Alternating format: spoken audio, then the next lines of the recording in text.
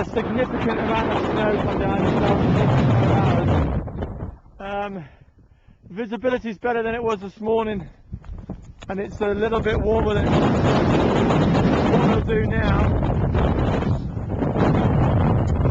What we'll do now is get a hot meal inside us, repack the sledges, and then make a move. We've got time to make up now, so we'll probably be looking at anything between 12 and 15 hours of marching today to get us back on target for our rendezvous. But it was a good move this morning, staying where we did.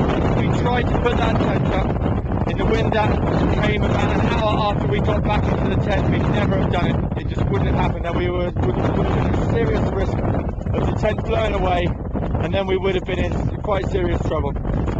So, without further ado,